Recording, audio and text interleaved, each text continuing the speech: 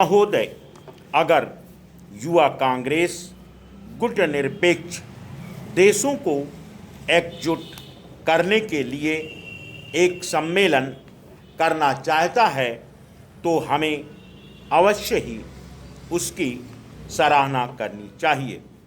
हम इस प्रकार के सम्मेलन का आयोजन करने के लिए मना नहीं कर रहे हैं। मैं इस सभा के समक्ष आदरपूर्वक ढंग से जो एक महत्वपूर्ण मुद्दा रखना चाहता हूँ वह यह है कि हम अक्सर संसद में एक दूसरे से अलग अलग रहते हैं और कई बार निरुत्तर चर्चा और वाद विवाद के दौरान ऐसे मुद्दों को नहीं पहचान पाते जिन पर हम सब सहमत हों। मेरे विचार में एक मुद्दा यह भी है, शांति और विकास के लिए एशियाई संसदीय मंच में हम अपने सभी मतभेदों को भुलाकर एकजुट हो सकते हैं, क्योंकि विश्व के इस भाग में शांति और प्रगति के लिए एक विशाल प्रबंध, एक विशाल संगठन, एक महान लक्ष्य के लिए यह हम सब के लिए आदर्श स्थित है। मैंने यह एक क्षण पूर्व कहा है और मैं इसे दोहराता हूँ कि इस मंच पर हमारे प्रयासों की सफलता के लिए दो बातें जरूरी हैं। पहली यह कि पहल एशिया से एशियाई देशों द्वारा की जानी चाहिए।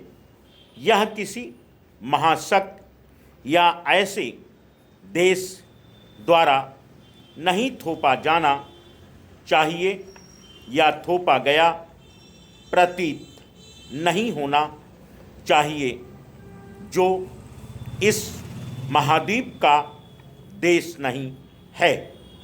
दूसरी बात, हमें विभिन्न देशों में विद्यमान राजनीतिक ढांचे और आर्थिक प्रणालियों का सम्मान करना चाहिए और उस पर सहमत होना चाहिए तथा इन सभी देशों को परस्पर करीब लाना चाहिए। नेक्स्ट, कुछ ही महीनों में गुटनिरपेक्ष आंदोलन के अध्यक्ष की हमारी कार्यावधि समाप्त हो जाएगी। मेरे विचार से इस आंदोलन का अध्यक्ष होने के नाते हमने बहुत सफलता प्राप्त की है और इसमें सकारात्मक योगदान दिया है, लेकिन इस बारे में अंतिम मूल्यांकन करना अभी ठीक नहीं होगा और अंतिम मूल्यांकन करने की वास्तव में ज़रूरत भी नहीं है। मैं यही कह सकता हूँ कि हम हर बात से यह पता चलता है कि योगदान उल्लेखनीय रहा है। फिर भी मैं यह बता दूं कि इस आंदोलन के अध्यक्ष के रूप में हमारा नेतृत्व कुछ महीनों में समाप्त होने वाला है।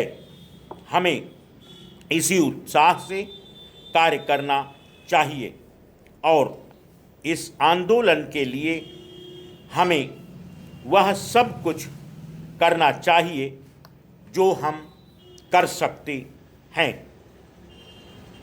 हमें अध्यक्ष के रूप में हर प्रकार से जिम्बाब्वे की सहायता करनी चाहिए और इसके लिए न केवल वित्तीय आधारभूत ढांचा अथवा मानव संसाधनों के रूप में आधारभूत ढांचा देकर सहायता करनी चाहिए, बल्कि इस आंदोलन का विचारों द्वारा भी समर्थन करना चाहिए।